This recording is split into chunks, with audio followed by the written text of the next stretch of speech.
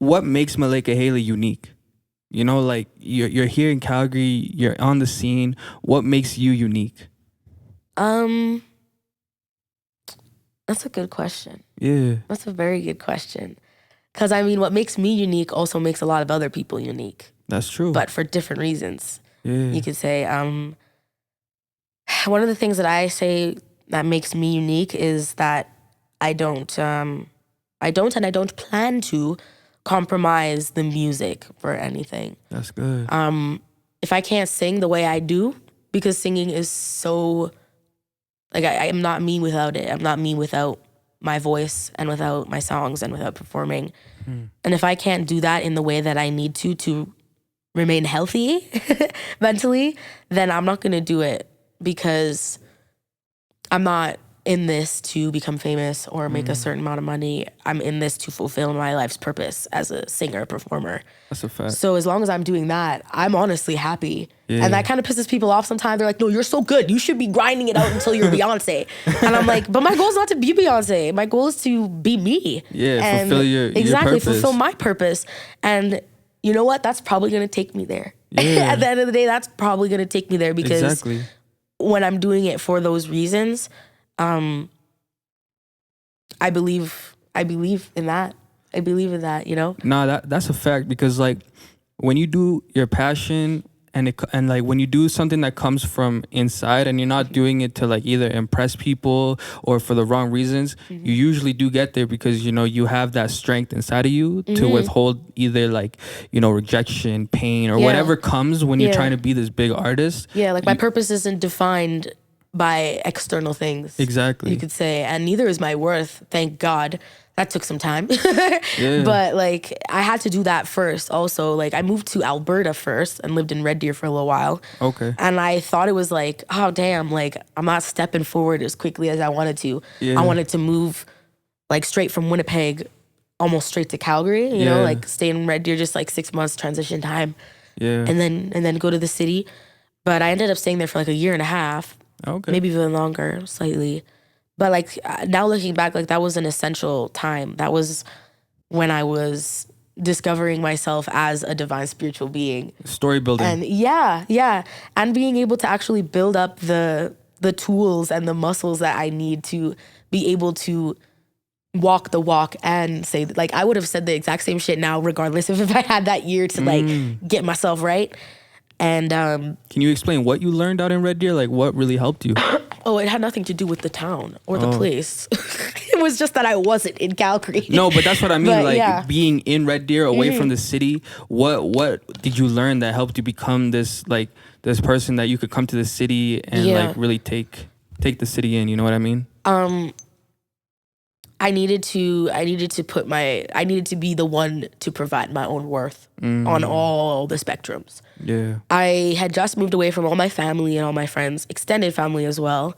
And then I was living with my boyfriend and his family, who I'd never met. We had just done 10 months of long distance. Oh, shit. Yeah, and I was in Africa for 3 of those.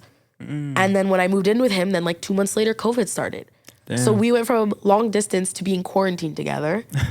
And what do you know? My worth fell into his hands. Like COVID wasn't doing him any favors either. So like he wasn't able to provide that self-worth that I was looking for, obviously, because there was somebody else. Like that's just not how it works. I had to learn how to be there for myself and provide myself with that worth, regardless of if I had a boyfriend or not. Like I kind of had this fantasy in my head, like, oh, I live with this guy, he's gonna hype me up all the time, and like I'm always gonna feel good about myself and stuff. But like long-term relationships, healthy relationships, you can be your genuine self all the time, and your genuine self isn't always super lovey-dovey and flirty and I want to spoil my girlfriend all the time. Like no, for sure. Guys go through mental health things too. Oh yeah, you know what I'm 100%. saying? And if you're in a healthy relationship, hopefully you're gonna be able to tell. You know what I mean? Hopefully, or he'll be able to tell you. I know that a lot of men hold stuff in. Yes. You know, bottle stuff up. Yeah. We love the bottles. Yeah. We bottle shit up all the time. Yeah. Yeah, 100%. Lock it up with the lid. Yeah. Fucking right. But if you're lucky to have a relationship where you can talk with the other person and express yourself, then you know. And you know what? All good to you. I'm saying it like that it was like that from the start. It really wasn't. I'm just mad intuitive, and I was like, something's up. whatever. He didn't tell me. Definitely not. But I was like, well, how come you're not being that guy who was whatever, whatever, how it was when in those first 10 months. But so I figured out how to have my own worth. You know what I mean? He added to it. For sure. He still does. That's how it should be. But if he doesn't call me beautiful, I don't need him to say that necessarily. Because you know it. You know, sometimes I'm like, you better say it. Yeah. Like, I tried extra hard today. But you know what I mean? So like in that aspect of it, in the whole like, I want somebody to see me and provide that light and whatever and that worth. I don't need that as much like I used to. And also the musical worth. I was really not in a place to then come into Calgary and like jump into this scene when I wasn't really confident in my own music and in what I had to offer. Like, I knew I was a good singer. Yeah. But, like, I knew nothing. Like, if I would have popped up in here, I would have been like, what the fuck is that? What's this? Like, what, do I need to be knowing what that is? Or, like, you know what I mean? Like, I didn't know anything. I had such a low frame of reference. And so, like, I would have been doing myself a disservice if I didn't try and, like, look stuff up first and, like, go to some shows in Calgary on the weekends and, like, take that time to transition from my life in Winnipeg into where I am now. Yeah, for sure. Like, people try and skip steps, man. And when you skip steps, man, it's going to come back and bite you. 100%. Like, whether you choose to see it or not. And if you don't, like, it'll just come back and bite you harder later. Nah, for sure. I believe in that. So I needed that year. It mostly had to do with, like, the mental for the most part. But I realized after taking that year of getting my mind right, that was 80% of the music. You know what I mean? Like, I can't do what I'm doing now without having my mental right. And without that year and a bit, I wouldn't know how to keep my mind right. Yeah. You know what I mean? So that's facts. It's all connected. It is all connected. Yeah, hella. And I wanted to talk to you about connection. Like, you were talking a little bit about how you're a Libra, but then there's something about the sun, you're a Scorpio. Moon. I'm a Scorpio moon. You're a Scorpio moon. How does that work for people that don't know? Maybe like, you know, I don't really know that much about it. Like, can you like tap us in? Okay, I'm no astrologer. If you're an astrologer, you can go check out my girl, Becca. I put her on my story all the time, and she's gonna start charging for birth chart readings now, which is so helpful. Yeah. So birth charts, when you're born, what year, what time of the day, you get a birth chart. Most of us know our sun sign, which is like Libra, Sagittarius, Scorpio, Cancer, whatever it may be. Yeah. And that's like your birthday, whatever, June 22nd, 2000. That's like what you get on that day. But your other placements are actually very, very significant as well and play into your whole being. Once you start reaching like adult age, your sun almost doesn't even matter. You stop acting more like that and you start acting more like your moon sign. And your moon sign, as you could probably imagine, you know how the moon controls the tides and all that stuff. The moon sign actually plays a much bigger role in your personality. Oh, wow. Because it has to do with the way the world perceives you. Yeah. And the way that you conduct yourself in the world. Huh. So my moon is a Scorpio. I'm a Libra sun. Like, my birthday is October 11th. So I'm a Libra, but my moon is Scorpio. So I come off much more Scorpio. Okay. Like, to my husband, I'm more of a Libra, and like to some of my like home habits or whatever, I'd be more of a Libra. I'm hella indecisive, like a Libra. Yo, me too. Yeah. That tracks. That tracks. Definitely. I've never met a Libra who can decide when it comes to food, especially. Bro, I was just gonna say I'm on DoorDash for half an hour before I order something. Like, my girl's always like, "Yo, can you hurry up? Just pick something." I'm like, "No, but like that would be good, but you know, but this sounds nice. Now we'll do this. Nah, for sure. Hey, but this though, you know." I'm always, that's me the whole. I cancel the order. Like, I press it. They're like, no, cancel. I changed my mind. Literally. Nah, that's crazy. So that tracks as Libra for sure, but I'm a little bit more sharp, like a Scorpio sometimes, or I'm not. Most Libras kind of have, like, when you look on like the memes and stuff, they're like just super lovey-dovey and like sweet and cute and whatever. Which yes, but like, I also speak my mind and I'm kind of controversial and like those stuff or whatever. Exactly. Like how you perceive me and how I conduct myself in the world is much more Scorpio like. But yeah, like home habits, like ordering food and shit like that is very Libra. Very Libra. So how would you find your moon sign? Like how would you find that? You'd have to go to someone to read your birth chart type of thing? Well, you can look it up. You can look up like find my birth chart. You can Google that and it'll ask you to put in your birth date, your year that you were born. So like the month, the year, and the time. Like what time you were born. So you might need to pull out your birth certificate. Yeah. If you don't know your exact time, it's okay. You'll get all 8 planets. So you have a placement in each 8 planets. I have a placement that's completely different than your placements. So because you have to put in all those 3 specific things, every person's is going to be very different. Yeah. So like my Mercury is in Sagittarius or Scorpio, and like moon's in Scorpio as well. Venus in Virgo. Each one is different. Each placement is different, and each planet rules over a different aspect of personality or of self.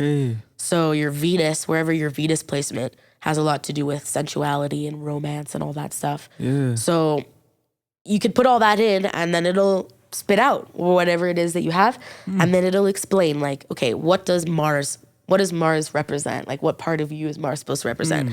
Then it'll tell you your placement, Aquarius. Yeah. And then it'll explain what does it mean to have Mars, Aquarius in Mars.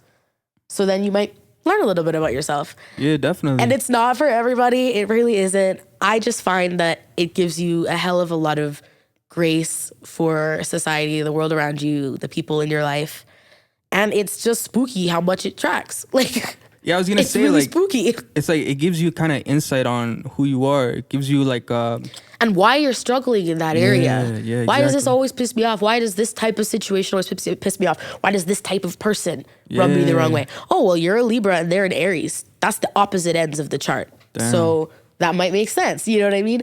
And then you don't have to beat yourself up about it. Be like, well, astrologically, we're not supposed to get along. But maybe then you can be like, yeah, but watch, I'm gonna get along with him anyway. Yeah. You know what I mean? You know, so like it's interesting how you can get insight into different things and be like, oh, shit. Okay, word. That's why like I can't deal with this, or that's why like this pisses me off more. Or like Capricorns are often very successful money-wise or whatever. So if you have your certain placement in Capricorn, maybe you have potential to be making a lot of money. That's true. Or if your such and such is in such and such, maybe you could see yourself, or it give you encouragement to understand that, oh, maybe I'd be better at a home life. You know what I mean? Like if you think, oh, I really want to be a dad, but like I'd be a shitty dad. Check your birth chart, man. Maybe you're going to be a great dad. So it's kind of like a guide. Yeah, almost. It can be. It really can be. Do you believe that our lives are already written in the universe and that we're just living and like, you know? No, I don't believe that at all. I believe that astrology is a guide to understanding yourself, not what's going to happen to you. So like I know that my Venus is in Virgo. So I'm how do I put this? I'm a sensual being. Okay. You know what I mean? So like whatever. When I was younger, I did my thing. You know what I mean? So like, and when I figured out that placement means that you're probably gonna struggle with those kinds of things, that made me realize, okay, so look out. Look out for the people testing you in that way when you're in a relationship. You know what I mean? So then I know that about me, and it's not like, oh, it's just who I am. I should just like whatever. But I'm like, no, that's not what that means. It just means that my Venus is in Virgo, and like that's just a thing. Do you know what I mean? 100%. So yeah, it helps in that way for sure. Like to just be able to know yourself, so you know how you're gonna potentially deal with shitty situations. Like I know Libra season is not a good time of year for me because of my placements. Like I'm aware that because of my placements, it makes Libra season more difficult for me specifically. When is Libra season? End of September to mid-October. Okay. Yeah. And what's another good example? Aries season. I get hype every Aries season. So I plan for shit in Aries season. I'm like, I'm going to plan a bunch of fun shit in Aries season. I'm going to make sure like I got money for partying and stuff like that. Because I know that every Aries season I feel good. Yeah. So, and then vice versa, right? If I know that this season is astrologically, it's not going to be compatible with who I am, then I can prepare myself for that. I can know that, okay, this this coming month is gonna be shitty, like, or I'm gonna struggle financially, probably. And then I can just have my guard up a little bit and kind of know a little bit more, or have an idea of what I might be dealing with. You know what I mean? Not that I know the situation, but I know that this season, because of my birth chart, is gonna be harder for me.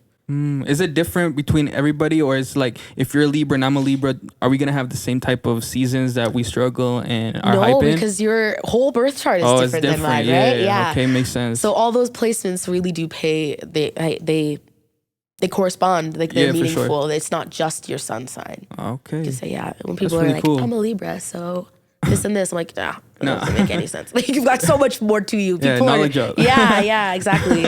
We are all as vast as all of the stars that we are reading. Yeah. You know what I mean? So, for sure. Yeah. For sure. So, like, I've gotten to know you. They've gotten to know you.